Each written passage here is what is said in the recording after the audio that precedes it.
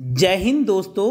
आज मैं आप लोगों के सामने कक्षा 12वीं की पाठ्य पुस्तक वितान भाग 2 के पाठ 2 जूझ के 25 महत्वपूर्ण बहुविकल्पीय प्रश्न लेकर हाजिर हूं। तो मैं उम्मीद करता हूं कि आप इस पूरी वीडियो को ध्यान से सुनेंगे और सभी बहुविकल्पीय प्रश्नों को याद कर लेंगे।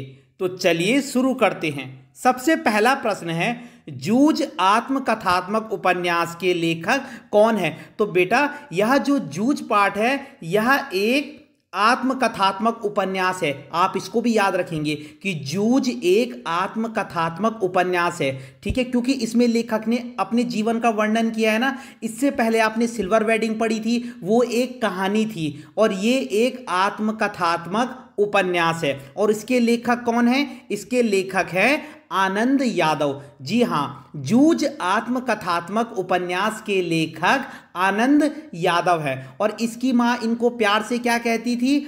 आनंदा कहती थी। ठीक है, यह प्रश्न भी पूछा जा सकता है कि आनंदा इनको कौन कहकर पुकारती थी? तो इनकी माताजी इनको आनंदा प्यार से कहती थी और वैसे इनका नाम था आनंद यादव। अगला प्रश्न है, जूझ पाठ के माध्यम से किसके संघर्ष को अभिव्यक्ति प्रदान की गई है? तो बेटा जूझ जो ये पाठ है इसमें जो है लेखक के जीवन के स्ट्रगल को बताया गया है कि लेखक आनंद यादव ने अपने जीवन में कितनी परेशानियों का सामना किया। तो इसमें जो है लेखक आनंदा या आनंद यादव के जीवन के संघर्ष को बताया गया है। और बेटा संघर्ष का जूझ शब्द का अर्थ क्या होता है? जूझ शब्द का अर्थ ही संघर्ष होता है, स्ट्रगल होता है। तभी तो इस पाठ का नाम जूझ रखा गया है, क्योंकि इसमें लेखक आनंद यादव के संघर्ष की कहानी बताई गई है। अगला प्रश्न है, लेखक का मन कहां जाने को तड़पता था? तो बेटा लेखक का मन पाठशाला जाने को बहुत तड़पता था। किसी कारणवश लेखक को 5वीं क्लास में ही क्या है अपनी पढ़ाई छोड़नी पड़ी। बेटा लेखक के पिताजी नहीं चाहते थे, आनंद यादव के पिताजी नहीं चाहते थे कि वो पढ़े, ठीक है, इसलिए उन्होंने उसकी पढ़ाई को छुड़वा दिया।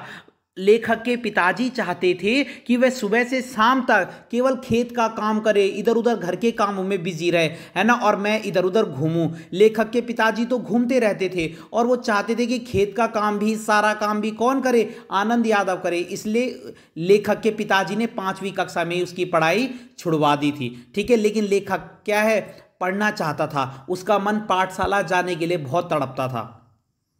अगला प्रश्न है, लेखक पढ़ लिखकर किसकी तरह कारोबार करना चाहता था? तो लेखक पढ़ लिखकर विठोबा अण्णा की तरह कारोबार करना चाहता था। जी हाँ, ये बहुत इंपॉर्टेंट प्रश्न है। लेखक पढ़ लिखकर वो चाहता था कि मैं खेत में काम करने के बजाय मतलब पढ़ाई लिखाई करूं और विठोबा अण्णा की तरह बहुत बड़ा मतलब कारोबार करूं।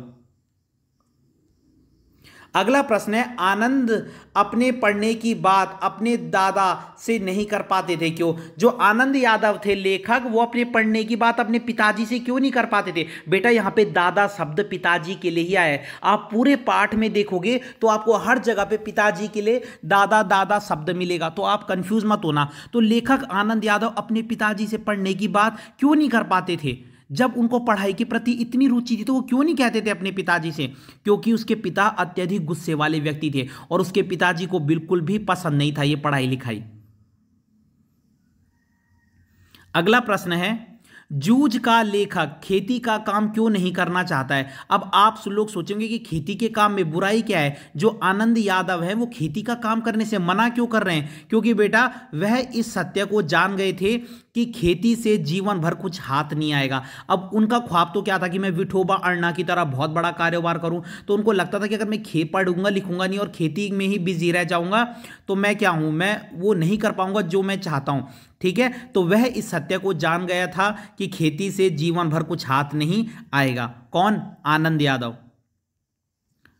अगला प्रश्न है, लेखक के यहां दिवाली बीत जाने पर क्या काम करना होता था? तो बेटा लेखक और उसके पिताजी मतलब क्या काम करते थे? वे लोग जो है ईख पेरने का कोलू चलाते थे, मतलब गन्ने से क्या है रस निकालते थे, फिर गुड़ बनाते थे, यही काम करते थे। तो ईख पेरना उसी को कहते हैं, ठीक है, कि मतलब गन्ने का क्या है रस निकालना, ये गुड़ बनाते थे। और गुड़ भी ये 3 कैटेगरी के गुड़ होते थे ना, तो ये जो है 3rd कैटेगरी का गुड़ बनाते थे, ठीक है। तो ये क्या काम करते थे? दिवाली के बाद ईख पेरने का अगला प्रश्न है, मां के अनुसार लेखक के पिता पढ़ाई की बात करने पर कैसे गुर्राते हैं। तो लेखक की मां कहती है कि इसके पिताजी से अगर पढ़ाई की बात करो ना तो ये बरहेला सुअर की तरह गुर्राते। कौन? उसके पिताजी। ठीक है, बरहेला सुअर माने एक प्रकार से मतलब बिल्कुल पागलपन जैसे हो जाते हैं ना, सुअर पागल, तो बिल्कुल वैसे ही चिल्लाते, बरहेला सुअर की तरह। बहुत इंपॉर्टेंट है।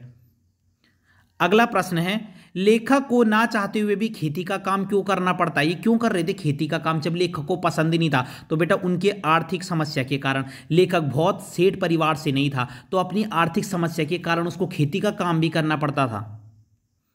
अगला प्रश्न है, जूझ कहानी में पिता द्वारा स्वयं खेती ना करके अपने बेटे से खेती का काम करवाना किस ओर संकेत करता है। तो जो जूझ कहानी है, ये जो जूझ ये है, इसमें क्या है, ये जो जूझ पार्ट है आप लोगों के पास, इसमें जो है लेखक के पिताजी क्या है, स्वयं तो काम नहीं कर रहे और अपने बेटे से काम करवा रहे। तो ये क्या चीज बताती है उसके पिताजी के बारे में, कि उसके पिताजी आलसी हैं और कामचोर हैं। ठीक है, उसके पिताजी के आलसी और कामचोर रूप को दिखाती है। अगला प्रश्न है, लेखक ने अपनी मां को पढ़ाई के बारे में किसकी सहायता लेने की बात कही। तो दत्ताजी राव। बेटा ये बहुत इंपॉर्टेंट क्वेश्चन है, अब यहां पे समझो। अब क्या होता है, देखो जब लेखक के पिताजी से बात करने में तो डर रहा था, है ना। जब लेखक के पिताजी से बात करने में तो लेखक को बहुत डर लग रहा था कि मैं कैसे अपने पिताजी से पढ़ाई लिखाई की बात करूं, क्योंकि उसके पिताजी तो बहुत गुस्से वाले थे। लेखक की मां भी डर रही थी। तो उनके गांव में एक आदमी रहता था जिनका नाम था यही दत्ताजी राव। ये उस गांव के थोड़े प्रसिद्ध आदमी थे, मतलब सब लोग इनकी रिस्पेक्ट भी करते थे, थोड़ा गांव के पढ़े लिखे भी थे। होता है ना गांव में कोई ऐसा आदमी। ठीक है, तो अब क्या होता है, अब जो है तो लेखक कहता है अपनी मां से कि तू दत्ताजी राव से बात कर, क्योंकि जो लेखक के पिताजी थे ना वो केवल इनकी बात सुन सकते थे। दत्ताजी राव के गांव के एक प्रसिद्ध आदमी थे, पढ़े लिखे भी थे, थोड़ा इनका खौफ भी था, मतलब है ना वैसा वाला खौफ नहीं, गुंडे वाला खौफ मत समझ लेना, है ना। तो ये पढ़े लिखे भी थे तो सब लोग इनकी रिस्पेक्ट भी करते थे, थोड़ी अच्छी फैमिली से भी थे, है ना, थोड़े स्ट्रांग भी थे। तो इसलिए जो है तो लेखक के पिताजी भी इनकी रिस्पेक्ट करते थे, है ना। तो लेखक चाहता था कि मां से, कि मां क्या है इनसे ही बात करे, और तब ये किसको समझाएंगे, पिताजी को। अगला प्रश्न है, लेखक और उसकी मां ने दत्ताजी राव के पास जाने की क्यों सोची। तो क्यों सोची, ताकि वे लेखक को पाठशाला भेजने के लिए वही उसके पिताजी को समझाकर राजी कर सके। यहाँ पे दादाजी मैंने बताया किसके लिए है, दादा शब्द उसके पिताजी के लिए। तो लेखक और उसकी मां ने क्यों सोचा कि हम दत्ताजी राव के पास जाए, ताकि वे लेखक के पिताजी को समझाएं और उनको क्या है लेखक को पाठशाला भेजने के लिए राजी कर ले। अगला प्रश्न है, मां की किस बात पर दत्ताजी राव दादाजी से चिढ़ गए। मतलब उसकी मां ने ऐसी कौन सी बात बोली कि जो दत्ताजी राव थे ना वो लेखक के पिताजी से चिढ़ गए। तो जब उसकी मां ने बताया कि गांव में घूमने के लिए इन्होंने लड़के का पढ़ना बंद करवा दिया, तो दत्ताजी राव तब बहुत ज्यादा चिढ़ गए उसके पिताजी से। जब उसके पिताजी कि ये बात पता चली कि अपनी मौज मस्ती के लिए उन्होंने लड़के का पढ़ना छुड़वा दिया बिना कोई रीज़न के, है ना, बिना कोई इंपॉर्टेंट कारण के, तो उनको बहुत बुरा लगा, है ना, और वो चिढ़ गए कि है अपने घूमने के लिए उन्होंने अपने बच्चे का पढ़ना लिखना छुड़वा दिया। अगला प्रश्न है, लेखक के दादा वही पापा का क्या नाम था। तो लेखक के पापा का नाम था रत्नाप्पा। बहुत इंपॉर्टेंट है, रत्नाप्पा। लेखक के पिताजी का नाम, आनंद यादव के पिताजी का नाम क्या था, रत्नाप्पा। ठीक है। अगला प्रश्न है, आने दे अब उसे, मैं उसे सुनाता हूं कि नहीं, अच्छी तरह देख। यह कथन किसने व किससे कहा। तो जब क्या होता है, जब उसकी मां शिकायत करती है ना कि ऐसे ऐसे बात है, तो तब दत्ताजी राव कहते हैं उसकी माता जी से कि आने दे अब उसे, मतलब मैं उससे बात करता हूं, किससे, लेखक के पिताजी से। ठीक है, तो यह बात किसने बोली, दत्ताजी राव ने लेखक की माता से कि आने दे अब उसे, मैं उसे सुनाता हूं कि नहीं, अच्छी तरह देख। अगला प्रश्न है, लेखक के दादा के लिए क्या सम्मानीय था, यानी कि लेखक के पिता के लिए कौन सी बात सम्मान की बात थी। तो दत्ताजी राव देसाई का बुलावा। जब लेखक को यह पता चलता है, ठीक है, कि लेखक के पिताजी को यह पता चलता है ना, लेखक के मां तो पहले से ही क्या है सारी बात बता देती है, तो क्या करते दत्ताजी राव फिर लेखक के पिताजी को बुला देते, क्योंकि उनको बात करनी थी उनसे। तो लेखक के पिताजी खुश हो जाते हैं पहले कि पता नहीं मुझे क्यों बुलाया, इतने प्रसिद्ध आदमी ने गांव के, पता नहीं क्या बात है। तो उनके लिए बहुत सम्मान की बात थी दत्ताजी राव का उन्हें बुलाना। दत्ताजी राव देसाई उनका पूरा नाम है। ठीक है। अगला प्रश्न है, लेखक को पाठशाला में फिर से नाम लिखवाने की जरूरत क्यों नहीं पड़ी? तो इसीलिए नहीं पड़ी, क्यों? क्योंकि लेखक के नाम के आगे 5वीं नापास लिखा हुआ था। अब लेखक ने 5वीं कक्षा पास तो किया नहीं था, है ना, उसने बीच में एक स्कूल छोड़ दी, तो उसको दोबारा नाम लिखवाने की जरूरत ही नहीं पड़ी क्योंकि वो 5वीं कक्षा में ही था। ठीक है, अगला प्रश्न है, लेखक ने पाठशाला जाने पर मां से क्या मंगवाया? एक नई टोपी व 2 नाड़े वाली चड्डी। बेटा जब लेखक क्या है कि लेखक जब पहले दिन स्कूल में जाता है ना, तो वो थोड़ी मटमैले कपड़े, वो खेत से तो जाता ही था, तो वो क्या है वैसे मतलब क्या है थोड़े गंदे कपड़े पहनकर जाता है स्कूल में, तो बच्चे उसे चिढ़ाते, कोई उसका गमछा खींच लेता है, कोई उसकी धोती खींच लेता है, तो फिर वो अपनी माँ से एक नई टोपी व 2 नाड़े वाली चड्डी मंगाता है। ठीक है, मतलब थोड़े नए कपड़े।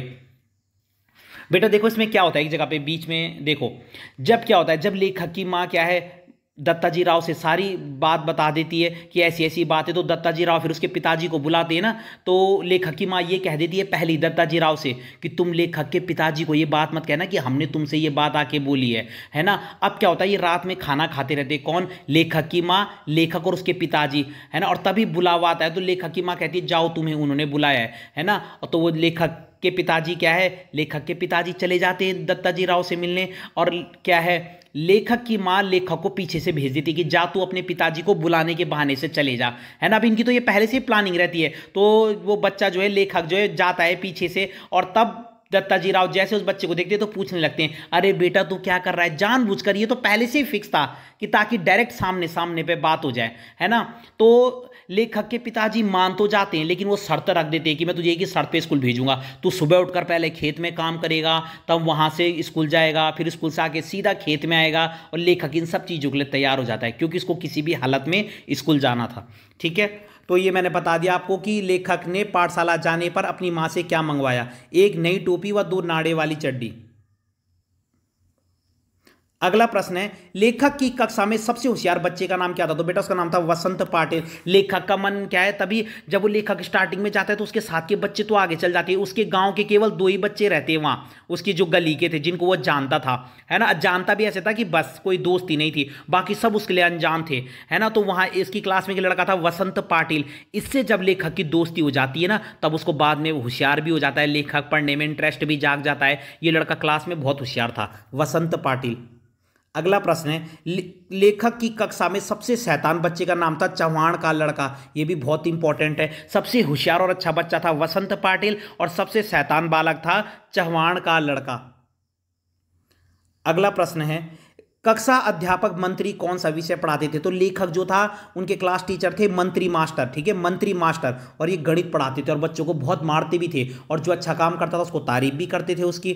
तो मंत्री मास्टर क्या है, मतलब बच्चों को, जो शैतान बच्चे थे उनको बहुत डांटते भी थे, और ये उनके क्लास टीचर भी थे और मैथ्स पढ़ाते थे।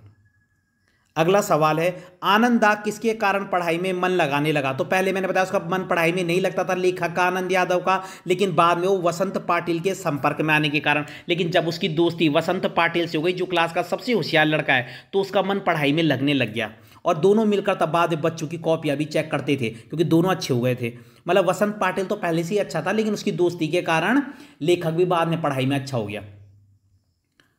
अगला प्रश्न है, सौंद लगेकर मास्टर किस विषय को पढ़ाते थे? ये बहुत इंपॉर्टेंट है, यही वो टीचर है जिसने लेखक के मन में क्या है, लेखक को बहुत ज्यादा क्या किया, एक प्रकार से मतलब प्रेरित किया, और है ना, और लेखक बाद में क्या है बहुत बड़ा कवि बन पाया क्योंकि वो इनसे बहुत प्रभावित हुए। तो सौंद लगेकर ये इन बच्चों को मराठी पढ़ाते थे, ये मराठी के टीचर थे, कौन? सौंद लगेकर, और इनको देखकर ही लेखक प्रेरित हुआ। ये बहुत इंपॉर्टेंट है, सौंद लगेकर, और ये मराठी के अध्यापक थे। ठीक है, अगला प्रश्न है, सौंद लगेकर मास्टर अच्छे ढंग से क्या पढ़ाते थे? तो ये कविता बहुत अच्छे ढंग से पढ़ाते थे। जब ये सौंद लगेकर कविता पढ़ाते थे ना, तो ये एक्सप्रेशन भी देते थे, एकदम कविता में डूब जाते थे, यही चीज लेखक को बहुत अच्छी लगती थी। तो ये मराठी पढ़ाते थे और कविता बहुत ही अच्छे से गाते थे, हाव भाव के साथ, एक्सप्रेशन के साथ। और अगला प्रश्न है, जूझ पाठ में आनंदा लेखन का अभ्यास कैसे करता था? तो जब लेखक को क्या है कविता करने आने लगता है ना, तो जब बाद में वो खेत में जाता था फिर अपने स्कूल से आके, तो वो खेत में तब उसको अकेलापन, बोरियत नहीं आती थी। पहले उसको जब वो खेत में अकेला रहता था उसको बहुत बोरियत आती थी, लेकिन अब उसको बोरियत नहीं आती क्योंकि वो कविता गाता रहता है, राइमिंग करता रहता है, नई नई कविताएं बनाता रहता है। और जो कविता उसको थोड़ी बहुत आती थी वो अपने पशुओं की पीठ पर लिखने की कोशिश भी करता था। ठीक है, जो जानवर है उसके अपने पशुओं की पीठ पर लिखने की कोशिश। पहले उसको देखो, एक क्वेश्चन ये भी है बेटा कि कविता लिखने से पहले और बाद में लेखक के जीवन में मतलब एक प्रकार से समय के प्रति क्या बदलाव आया। तो पहले उसको अकेलापन क्या लगता था, बोरिंग लगता था, लेकिन अब उसको अकेलापन उपयोगी लगता है ना, इंपॉर्टेंट लगता है कि क्योंकि अकेले में वो खुले मन से गाता था। ठीक है, तो कविता लिखने से पहले तो उसको अकेलापन बेकार लगता था, लेकिन अब उसको अकेलापन उपयोगी लगने लगा है। तो इस पाठ में क्या है, लेखक के जीवन की संघर्ष की कहानी को बताया गया है कि लेखक ने अपने जीवन में कितना संघर्ष किया, फिर भी हार नहीं मानी और इतना बड़ा एक लेखक बना। क्यों बना? अपने जीवन के संघर्षों के कारण, है ना। तो बेटा अगर आपको ये वीडियो पसंद आई हो तो लाइक कीजिए, कमेंट कीजिए और मेरे चैनल को सब्सक्राइब जरूर कीजिए। मिलते हैं हम किसी अगली वीडियो में। धन्यवाद।